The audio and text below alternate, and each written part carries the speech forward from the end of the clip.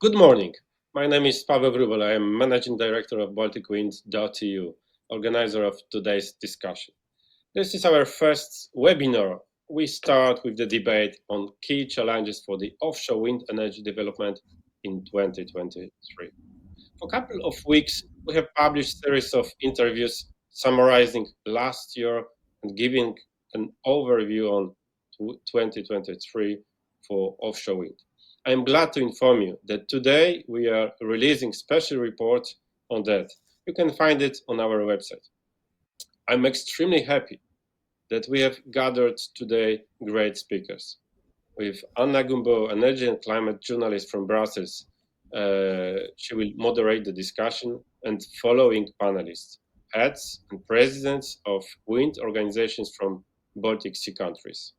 Daniel Badman from Swedish Wind Energy Association, Christian Jensen from Green Power Denmark, Rytis Kevalaitis from Energy Unlimited in Lithuania, Lasma Livzeniece from Latvian Wind Energy Association, Karolina Lipinska from Pomeranian Platform for Offshore Wind from Poland, and Heike Winkler from WAB from Germany.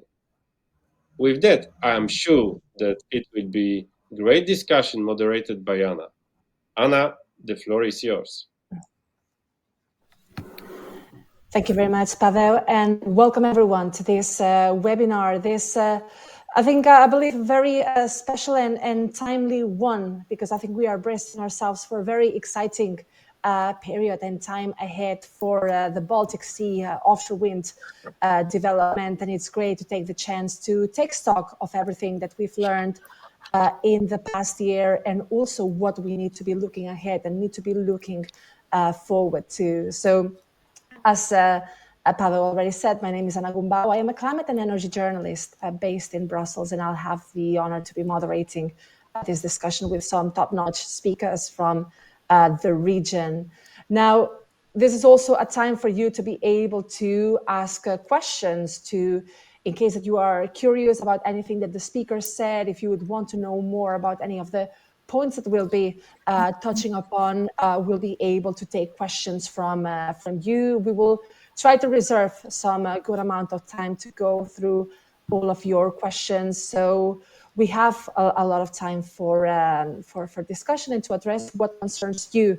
Many of you, I believe we had more than 300 registrations of members that are joining us in this webinar. So let's get the conversation started. And I would like to start by, let's say, looking back a little bit into the past year. Last year has been a year that has completely revolutionized the energy sector all across Europe. And I believe that the Baltic Sea region is no exception to that. So I would like to start by asking each one of our panelists, what do you think are the main lessons that we have learned in 2022 that the offshore wind sector in the Baltic Sea has learned? What's perhaps your highlight from the past year? So I would like to maybe start by, since he's the first one that appears to me on the grid, maybe with Christian Jensen. Well, thank you very much, and thank you for this opportunity to participate today. I think that 2022 was a year with quite severe lessons for all of us in Europe. The war in Ukraine, the Russian invasion of Ukraine, has highlighted how dependent the entire European community was about Russian oil and gas, and how dependent we have been on fossil fuels. So the year 2022 was a year where we relearned that energy policy is policy for everyone. It's not just energy, it's also climate, it's security, it's industry, and it's social. The price peaks we saw last year hit a lot of Europeans, hit industries and consumers alike, and has still been affecting the way we think about energy right now. So what we need to learn is how to create more greener and cheaper energy that is produced in our area. And to that comes the Offshore Wind Alliance that is so important in the Baltic Sea area, which I'm sure that we'll speak a lot more about in the coming hour. Thank you very much, Christian. Shall we move to Heike? What has been perhaps your personal highlight or main lesson learned for the offshore wind industry in the past year? Yes, first of all, thanks a lot to be able to join you. I take another aspect related to last year. That means the expansion of offshore wind energy and the offshore wind supply industry that goes with it are heavily depending on national regulation, marine special planning, feed-in tariff, tender conditions, and so on, and sometimes at the mercy of. So from its inception, the offshore wind industry has been an international industry that can mean sustainable national value creation and a significant contribution to a sustainable energy supply if this development is favored by regulation. This is not limited to value creation criteria, for example. Qualitative tender criteria such as carbon footprint and innovation content of projects is quite relevant for the further development of offshore wind industry at the Baltic Sea. So we see last year also with the focus on missing professionalists for the industry, that we really need to ramp up that industry, that education is really also a very important aspect, which was in the focus of last year. So that's from my side a huge consideration to bring forward the Baltic Sea offshore wind development. It's about a policy related topic, regulation, and also very important to have more professionalists that join us. Thank you. Thank you very much, Heike. And indeed, these are going to be just two of the topics that we're going to be diving deep today. On the one hand, the question of the policy and regulation needed to continue with the further development of our offshore wind capacity, but also in terms of the skills needed to make this transition happen. Now, maybe if I may turn to Lasma, what do you think is perhaps the main lesson that perhaps in particular zooming into the Latvian offshore wind industry and development has learned? Thanks for the invitation, first of all. And I couldn't agree more with what was said before, the two speakers that already mentioned the geopolitics and favorable legislations in place. And I think the 2022 was a year where many commitments were made, at least in the Baltic Sea. There was this Marienburg Declaration, the declaration of energy ministries. Then there was a letter of intent between the three Baltic states and Denmark on clean energy transition. So many commitments have been made. And the takeaway is now that 2023 should be the year of actually starting some actions, like being serious about our targets, ensuring the energy security, and and at least for Latvia, it's definitely the first step would be establishing a model, so a legal framework in which offshore wind energy can be developed. Thank you. Great, Lasma, thank you. We're going to be also zooming in a little bit more into that, like what lies ahead in your respective countries and respective regions. But before we get back to this topic, maybe Reitis, you would want to talk to us through a little bit about personal highlights and lessons learned from 2022. First of all, thank you for the invitation for such a distinguished panelist and moderator discussion. I think I would echo what has been said before. 2020 year was a decisive. 2022 was a decisive year, showing the energy security issues in Europe, dependence on gas and oil from Russia in Europe, and as a consequence of that, high energy prices in 2022.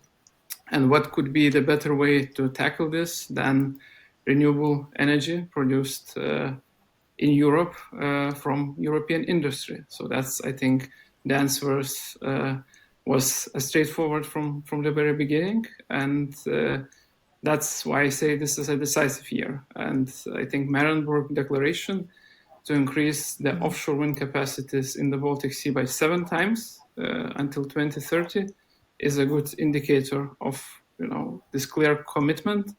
And yeah, I think this commitment will be strengthened further on.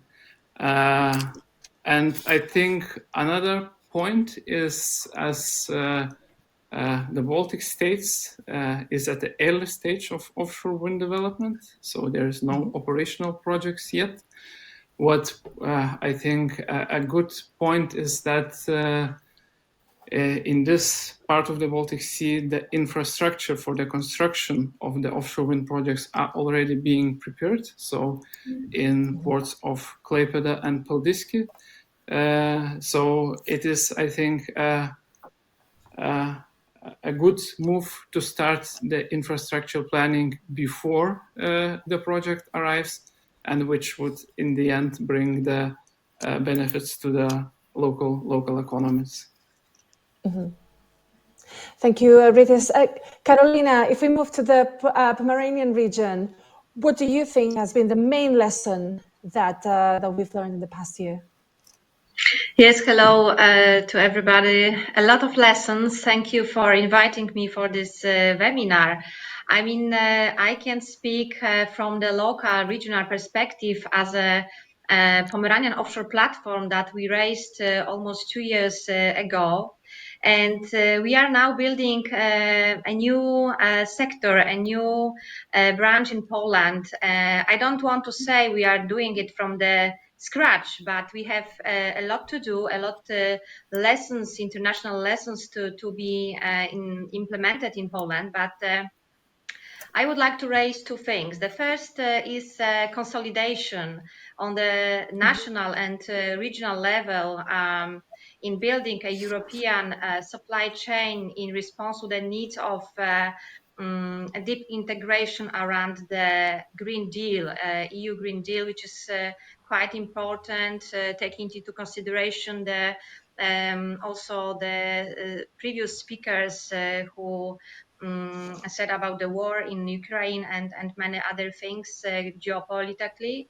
And there's also the importance of international cooperation. Actually, we see in Poland and the Polish market that we are still a global village. This is a global sector, and there is a place for more advanced partners who are still looking for new possibilities for new markets, and also for less developed and less experienced as Polish companies, as Polish partners, who are of course looking for a new exchange of experiences, new knowledge, and this is what is important for them. But thinking from the perspective of both these sides, I think we should speak about the benefits. And this was very important in the last year, and it will be very important in the planning in the coming year. Thank you, Karolina. And last but not least, Daniel Batman from the Swedish Wind Association. What do you think is the main lesson? Thanks. First of all, thanks for having us all. It's a great pleasure and great to be part of this discussion. And I just want to start by echoing where Christian started, basically, that of course 2022 has been sort of the year that has changed everything in many ways, with great challenges, also highlighting that we now need to get down into practice in how we combine build out of electricity with defense interest, with, as also was mentioned, the environmental care that we need to highlight. So I think that is one lesson that's been clear for me 2022, that we need to be hands-on. We need to get down to the concrete action on how do we find coexistence between different policy areas. And that has been started by this terrible event in Russia, Ukraine. There is also one thing that we haven't touched upon so far, and that is that, in my view, 2022 was the year when the link between industrial competitiveness in broad sense and renewable electricity was really there. We saw these signs in Sweden and the northern Sweden already during 2021, that huge investments were made in the traditional, the heavy industry of not least steel industry, needing for more green electricity, basically.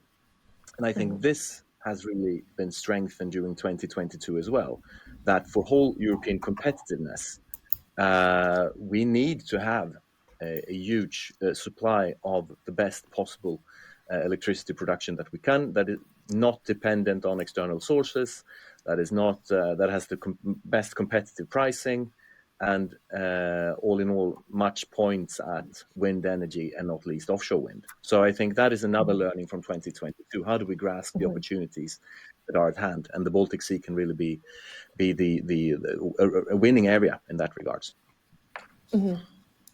Interesting, because from what I'm hearing from this round of responses is that 2022 has been really this year that has changed pretty much everything. That's been the decisive year, I believe, for the sector. And 2023 is meant to be a year of action, the year where indeed we grasp these opportunities, the year of consolidation. So I'd like to hear from you. What is something that you are specifically particularly looking forward to in 2023? Looking ahead, what's perhaps the most exciting development that offshore wind watchers should be looking forward to? Maybe there's a way we can start the other way around. So starting with Daniel and finishing with Christian. So yeah, Daniel, what's your take? Sure. No, but I think you put it well, that 2023 has to be a year of action. We have no choice, basically. So then, of course, I think we all in the industry have great expectations on permitting processes. How do we really simplify them? How do we secure that we cut the times that are needed for our governmental bodies to put the permits in place? If we look at Sweden, I think one thing that I also hope a lot for, we have a huge industrial interest in investing in offshore wind around the Swedish full coastline. We have a number of projects waiting for governmental permits, and we're talking about something around 14 gigawatts that is just waiting for permits. So I think realizing that potential and doing it as fast as possible so that the build-out can be in place in just a couple of years, it comes down to the permits. That's the thing. It comes down to an efficient permitting process. It's a boring answer, is something that the industry has said many times, but there are so many things now that are in place, not least from the European policy ambition, that 2023 can really be the year when that is realized. So full focus on simplifying and making permits more efficient. I would like to maybe then stay in the permits part, because this is one of the questions that I wanted to ask afterwards. Permitting has perhaps been the hurdle for many years for the development of offshore wind. I mean, I believe that every one of us here have seen these pictures of all the different stacks of documents that I needed just to get the approval of simple one wind turbine. So now, for instance, in the past year, we saw that in the European context with REPowerEU, there's a commitment to speed up, at least temporarily, the permitting procedure. So do you think that this means the end to this big hurdle in practice? How significant do you think is that going to be? Or is it simply, do you fear that it's only just going to be like words, but not action? Who would like to respond to that? Well, it's difficult when you just ask a question, not who to answer. So let me just jump in. I hope that this will be the end to the very long permitting periods we have, but I'd like to see it before I start to cheer for it. Because what we see right now is that the European Union has made a framework, but that framework has to be translated into national politics, and the national authorities has to act upon the framework that the European Union has created. And what I can see in Denmark is that the national authorities are not taking in all the opportunities that the European framework actually is giving them, because they're a bit more concerned, a bit more conservative in their approach to permitting. And this needs to be still on the top of the political agenda and the top of our agenda, how to push for faster permitting, but also to push for more auctions coming out, and not just auctions about a financial sum, but also auctions considering labor rights, environmental issues, biodiversity, protection of the sea, and so on, so that you have a more broad auction type moving forward. But I hope that this would be a turning point in the long permitting procedures, but I'm not sure that we're going to be there yet. So I'm hopeful, but not certain. Anyone else sharing this feeling, being hopeful, but not necessarily certain, or still being cautious? Yeah, I would say quite a similar feeling. So the intentions are good, but as we discussed, this year is a year of action, 2023, we expect. But I would also want to emphasize that offshore wind is a marathon. So you cannot run all the marathon in a very fast pace. So you need to calculate your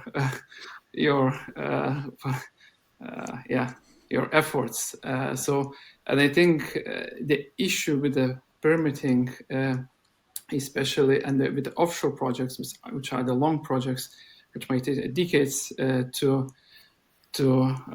permit, construct, and for later decades to operate, it is not a one-year decision. This is multiple governments across the process, different stakeholder groups also across the process, with also changing perceptions and actions and preferences. So this is, I think, what we need an action, but we need a sustainable action which would last for not for a 1 year, but for decades or generations to come. So we need a more social agreement that we need an offshore wind, and we all parts of the society should be working shoulder to shoulder to make this happen. I think that's I think to make this 2023 year of action towards a real permitted and then the later constructed projects. Thanks, Ritis. Yes, Heike and then Lasma. Yes, thank you. I just wanted to add it. I'm now in offshore wind since 2008, and I saw a lot of different development internationally, and it's about harmonization as well. It's about having standards in the long term. Okay, it's maybe, as Rita say, a marathon, and it's still a way to come, but that should be the target, and that's something where the European Union should focus on. That would be a huge help in the long run, and in the short run, it's, as said, we need just projects that are really projects we can build. Thank you. Thanks, Heike.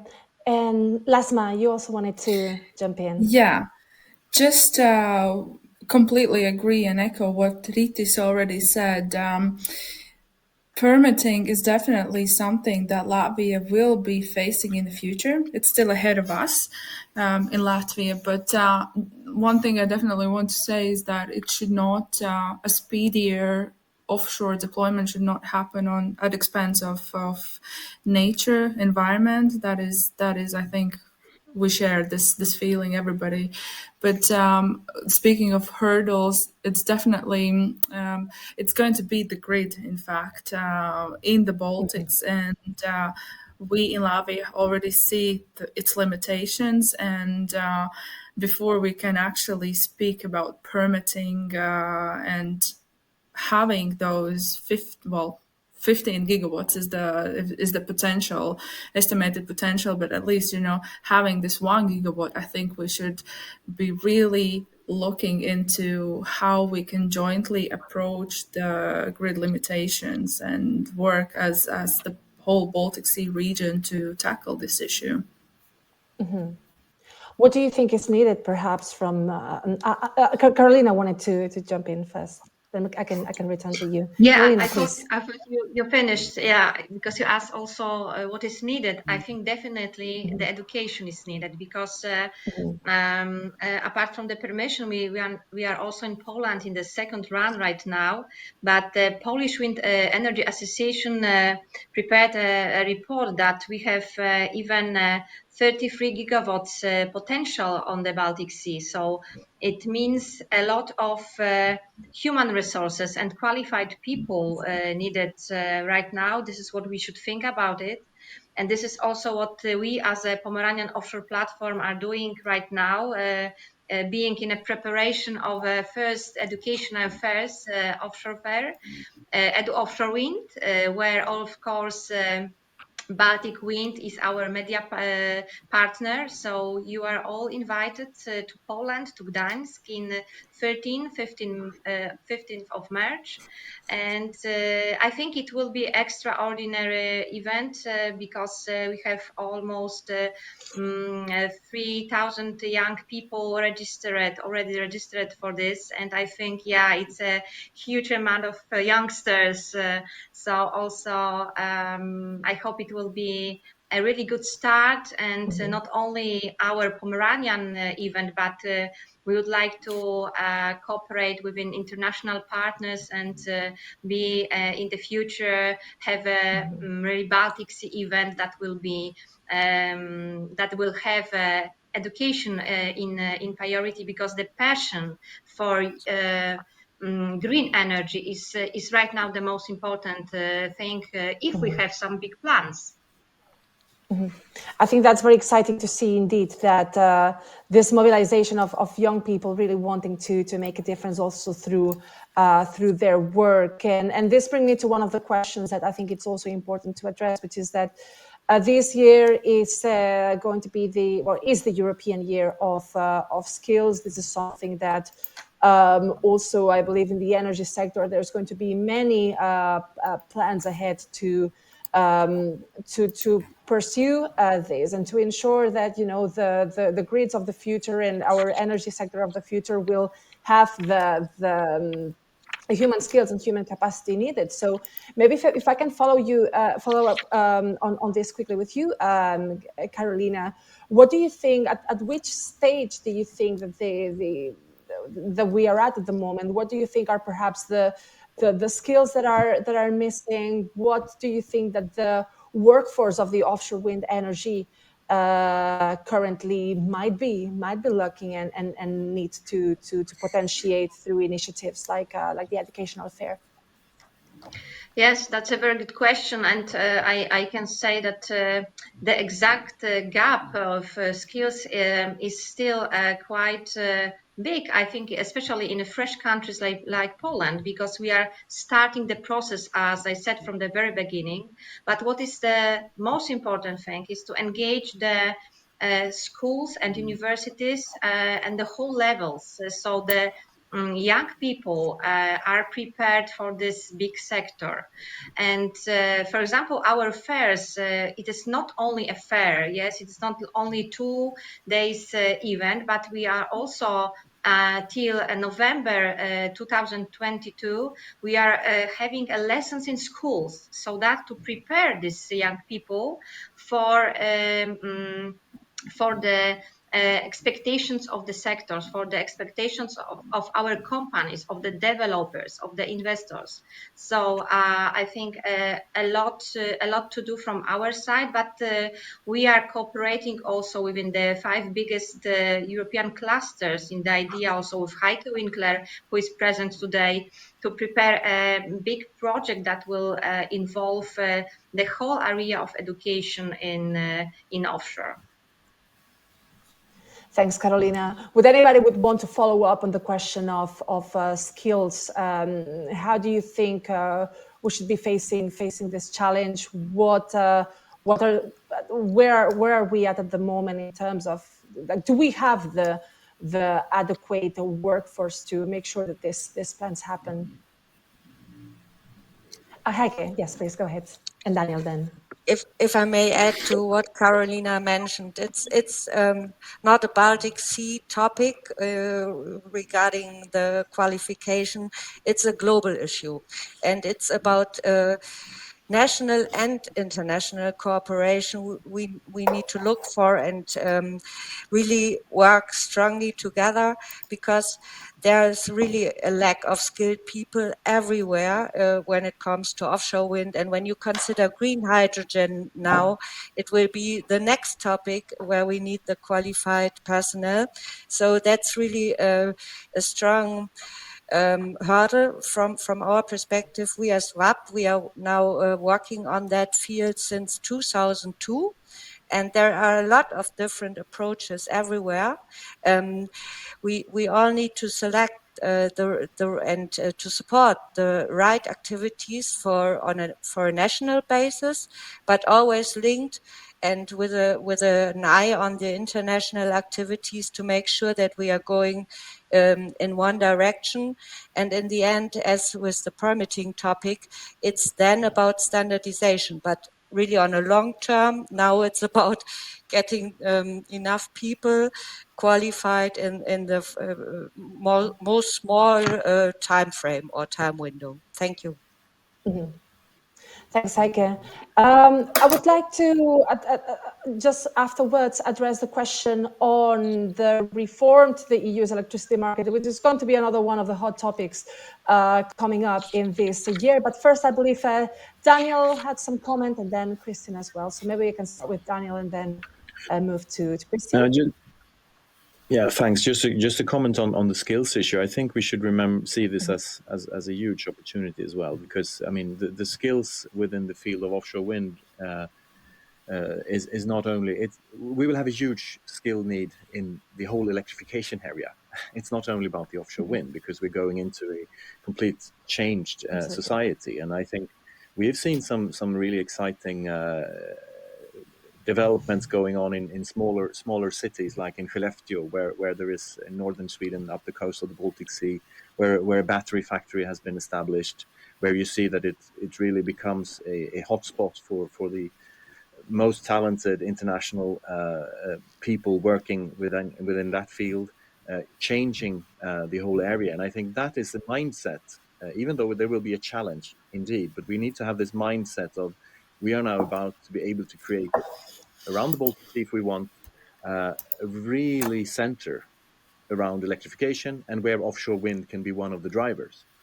And I see this could be the change for many cities around our sea, with industrial investments, not only in offshore but also in the whole electrification value chain, that will drive also the offshore wind sector. So having Skellefteå as one example, we could look into Ludvika, which is in the central part of Sweden, another small city where they have the best technology, and a big Hitachi Energy, a big company developing the HVDC systems for electricity grid systems. Those really strong stories that we need to share, and could be a huge power for our area. So let's grasp the opportunities here as well. Interesting, Daniel. Thank you. Now, Christian. I agree with Daniel that there will be opportunities for a lot of cities around the Baltic Sea here, but to catch those opportunities, they need skilled labor. And I just hope that we don't see too narrowly on what we mean with skilled labor, because of course we need craftsmen who are electricians or welders like that, but we also need engineers, we need unskilled, we need service workers for the maritime industry. We need a lot of manpower to come here. And therefore, we need to work with the education side, but we also need to work with having more skilled labor and unskilled labor just being there, because the lack of knowledge and the lack of manpower is so huge in this area. So the companies in the sector also need to take on some responsibilities themselves and do on-job training for people who come with lesser skills levels, to learn on job what is needed to move forward. Otherwise, we will not have enough manpower to do the jobs. Thanks, Christian. And if I can stay with you for a moment, because I believe that one of the perhaps the other big key topic is if we look, let's say, at the EU at continental level, that's going to be the reform of the EU's electricity market reform. So I would like to ask, and not only you, but to all of the speakers, what do you expect from this reform? Do you expect a big revolution, more of an evolution? How are you preparing for it? Well, let us say that I wish for evolution and I fear for revolution, because what we have heard from the president of the Commission, Ursula von der Leyen, is voices who are ringing out like a revolution to change the entire system. But if you want to do changes in the long run, you need to look also in the benefits of what a system has brought forward in the long run. The merit order system that we have right now, the electricity market system that we have in EU right now, has actually given benefits to consumers. And ASA has approximately said that the benefits are 34 billion euros a year on the present system. And I'm fearing that the Commission will throw out the system due to the price peaks that we saw last year and not looking at the long-term impacts of creating a new system. We're not just conservatives sitting back saying nothing should be changed, but we would like to have a dialogue and we'd like to have an assessment of what these changes will mean for consumers and for investments as well. What we're seeing right now is that the benefits we have for industry so far has driven people to invest much more. A lot of companies are invested in onshore and offshore solar and wind farms, and that will drive down the price for consumers.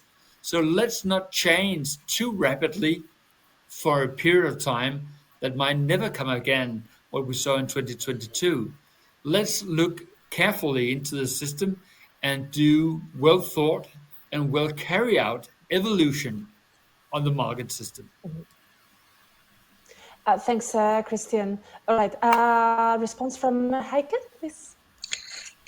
Yes, I see this also as a really huge opportunity also for offshore wind energy. And I think what WindEurope mentioned on that aspect is a very important point, that is to send the right investment signals and to guarantee energy security and cost-effective management of a full decarbonized energy system. So from my perspective, it's really a huge opportunity and it's definitely overdue for changes now. So I'm really looking forward to have a good dialogue, as just said, and to make sure that our considerations will be included. But it gives a lot of chances for the sector, from my perspective. Any other responses in terms of the power market? Okay, Daniel. Just agreeing basically with what Christian said in the beginning, that we really need to do these changes with the mindset of not risking investments, because the investments in green electricity will be key to also overcome, as Christian said, the challenges on for consumers and challenges for industry with regards to competitive electricity prices in Europe. And that leads also to, of course, the international competition that we have here as well. So this links also that, again, to what I said in the beginning, that I think 2022 is the year when we see the link between industrial investments and electricity investments clear and clear. This is a mindset that is needed also here when we look into the electricity market, because otherwise other international market, maybe US, maybe China, maybe somewhere else, will set a playing field for their industries that may be very challenging for European industry. So it's not only, I think it's important to remind the discussions about offshore wind, onshore wind, is no longer only about the sector at all on offshore and onshore wind. It is about the competitiveness of Europe, and I think that is something that we really need to that needs to be clear, and that I'm a little bit worried as well, as Christian has said, that setting and reviewing market design in a feeling of crisis might lead to too fast decisions, or so a little cautiousness there. I fully agree. Thanks, Daniel. Any final comments on market design that I can see here? All right. If not, maybe we can just turn also back to other questions that we are looking forward to towards the next year, because we got somewhere lost in between those. So I don't know if I could bring back Lasma in the conversation and see okay, what's something that the Latvian wind energy sector is preparing for or looking forward to in the next year, and if there's any particular comments on the issues we discussed that you would want to be addressing. Yeah, I think I sort of mentioned already. So it's definitely the legal framework. We need to ensure that we create something that is attractive for the investment in the future, because we've seen some of attempts from the Ministry of Economics to sort of make this framework work for certain market players, not for the others. So we definitely want to avoid that. We, as the industry in Latvia, and that is the association together with its members, are currently working on a proposal that we'd like to give to the new Climate and Energy Ministry. So hopefully by the end of this year, we have the first draft, if not already an implemented legal framework. And as I said, it's crucially important in order to kickstart the industry as such, because at this point, I mean, we have no legal basis for any auctions, and yeah, that's one of the issues, but definitely also the grid, or how we're going to transport the energy. I think it's extremely crucial for the Baltic states and Latvia too in that respect, because I mean, if we are seriously talking about offshore, it cannot be done without new interconnections, without a common grid initiative that works for all the states and ensures that Baltics is in fact interlinked with the rest of the Europe. And it's not just an energy issue; it's also the security. Yeah, that's something that I wanted to highlight. Thank you. Thanks, Lasma. And Rytis. Yeah, and I also would like to continue the grid part, because I think this is, we discussed the permits, but if we have the permits and we have no grid, it leads us nowhere. So it's also grid development process going in parallel. I would say having the targets of electrification and decarbonization of our societies, we need to be very ambitious about that. So, and I think especially with the offshore wind, which in the Baltic Sea, new links, especially to the industrial hubs of Europe, to the Central Europe, either via electricity or either electrons or molecules, or probably both, should be planned and developed, I think as soon as possible, to utilize this potential of offshore wind in the Baltic Sea to the full extent.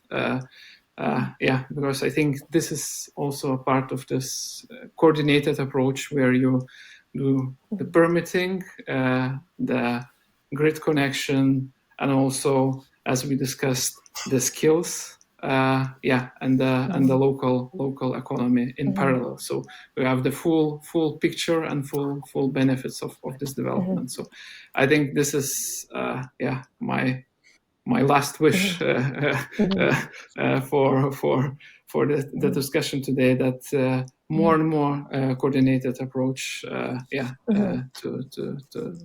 will be done in planning offshore wind development in the Baltic states. And this is also, I would say, we haven't touched upon, but it's not only one country, but cross-country. So I think it cannot be achieved by one country itself. So it's already good that we have 6 people from different countries in this, but also on other levels as well. This, I think, if we aim to have utilized full potential, this cross-country cooperation should be more frequent. Indeed. This is why cross-border dialogues like this one matter so much. I wanted to, because we had received some questions from the audience, but I believe Carolina had some last points. So very shortly, so that we can move to the questions from the audience. Thank you. Yes, thank you very much. Because if we are speaking about the wishes for this year, and the last point is that I think it's very important to ensure a stable offshore wind development plan as a part of the climate policy, of course, so that the companies are provided with the clear instruction about the demand for their services and products. And the second thing I wanted to raise, according to the previous speakers' points, is to about the skills and qualified workforce. I think we really need a lot of smart people, not only technicians, engineers, but also the people who understand generally green energy. Also in offices that, for example, that I'm working, I represent self-government, regional self-government, but also at universities, at R&D institutions.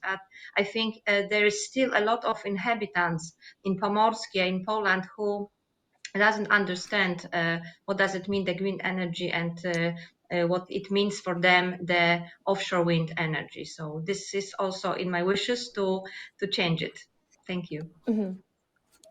Thanks, Carolina. All right, then let's move to the Q&A and the questions that we've been receiving from the audience. We'll try to answer as many of them as possible in this just about 10 minutes that we have left. So I would like to start with picking up on one from Christian Milan from the European Investment Bank. He's asking, what are your expectations for electricity offtake for future offshore wind farms in the Baltic Sea area?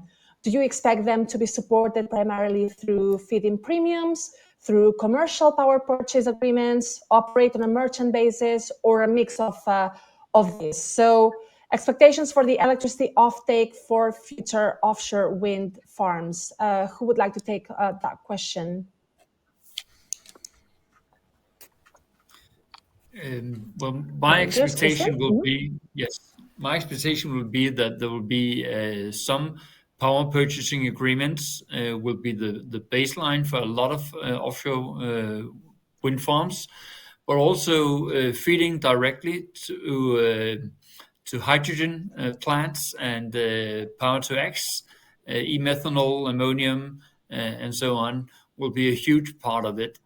And naturally, there will be some going in directly to the grid, sold on commercial terms, but a lot of it will be sold in advance, so that there will be a certainty about the revenue coming in.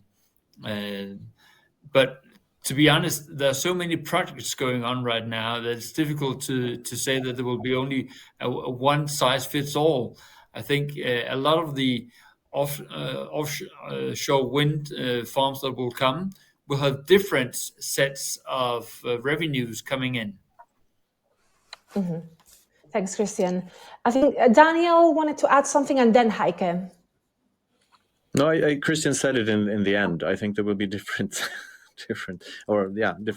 solutions for different projects. I think that's the main thinking. Maybe we should add also that if we look at the situation, I mean, Sweden is a little bit of the odd system with regards to, we do not have an auction system. We have a fully market-based system in place right now. So it differs a little bit if you compare with our neighboring countries on how the projects are being developed. But for the specific projects, I fully agree with Christian. There will be different calculations made on different sites, basically.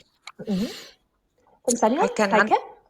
I can underline what was said, but referring also back what Carolina said, it's also about a steady perspective for the companies and for investments. So I would really look forward to fixed prices, contracts for differences, harmonized on a European level, because that gives the biggest flexibility in the system, and on the other side, the best security basis. So that would be really something where I see huge opportunities to grow the sector much more faster than we saw it by now.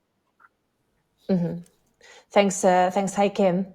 Now, moving to the next question. It's from Lauri Karp of the port of Sillamäe in Estonia. Hope I pronounced it correctly. The question is around the macro environment. So turbine producers are facing losses, lack of vessels, cost inflation, not mentioning wind tower production for the scale up of Baltic Wind. What makes you hopeful that things will be different in the Baltic Sea region these and years ahead? Do we foresee competition for capacities between the North Sea and the Baltic Sea? Do we need more localized production sites for turbines and foundations? Who would want to pick up on that? I think it's quite a multifaceted question, and like many things I brought. I'm not answering, but I would like to hear an answer as well myself to that question. So it's a very good question. If I should start out, Christian, yes. First of all, it's quite right that the industry is stressed right now. Neither Siemens Gamesa, nor Vestas, nor General Electric are earning money on their offshore wind production right now. So the investment case to scale up is quite difficult. On the other hand, we can see that a lot of these companies has increased the pricing on the turbines moving forwards. And if we come up with a European value chain where we also have European standards on environmental, on biodiversity, on labor rights, it would be much easier for the European industry to win the bids going forward. I'm more worried about the ship supply, because the shipping industry is in such a fast development that it will be difficult to have enough ships. So that could be a bottleneck moving forward. But on the question whether the North Sea and the Baltic Sea are competing with each other, well, yes, of course they are, but they're competing for a market that is so enormous and growing so fast.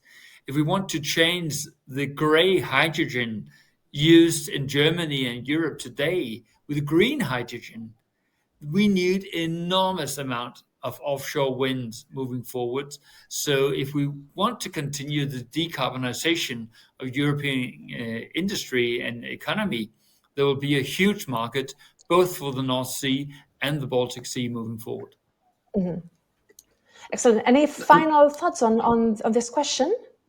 It is. I can agree that it's a very good question. And for European wind energy industry to keep this industry in Europe and to achieve that with a further offshore wind development in Europe, we not produce electricity, but we also have a value chain in Europe. I think this is European Commission work to think a mechanism how to like the IRA in the US, how not even attract but to keep the existing industry in Europe, and that I would say is one of the key challenges. Because as at the beginning I said, it's ideally green energy produced in Europe, biocomponents in Europe, and if we have the same story as it is with the solar energy, then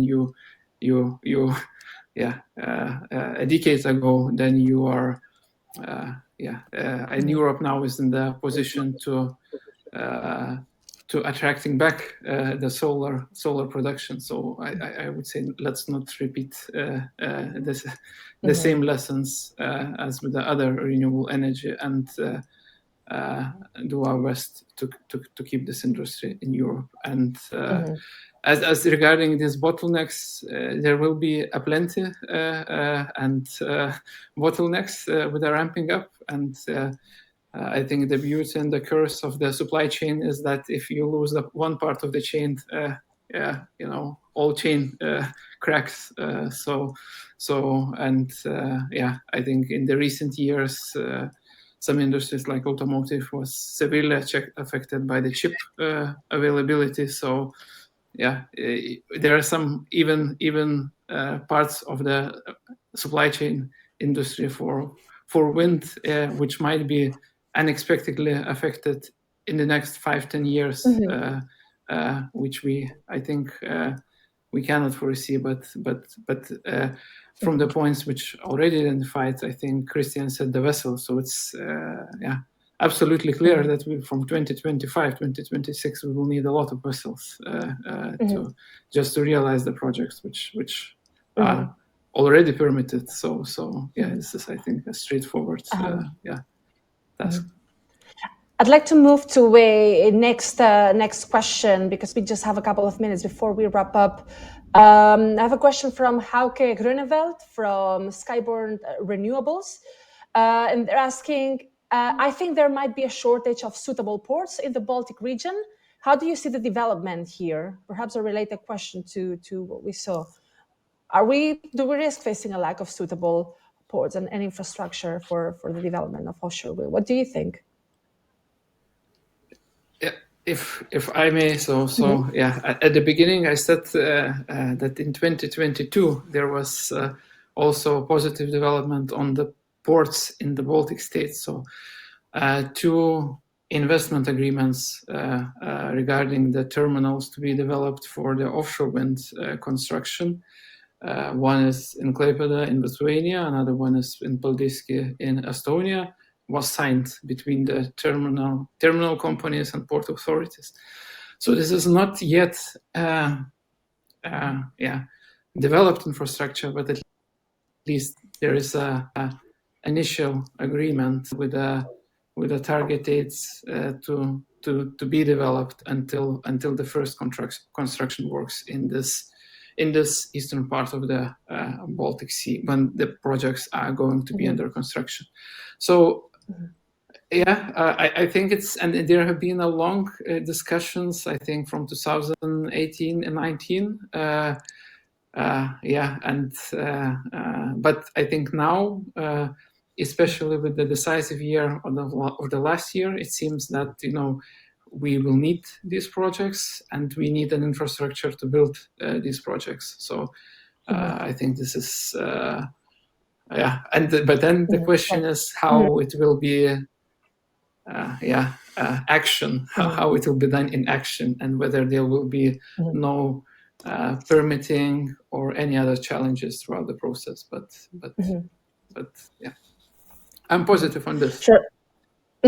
Sure. Lasma, you had some comment. We need to wrap up, so if you can keep it short, and then we wrap up the webinar.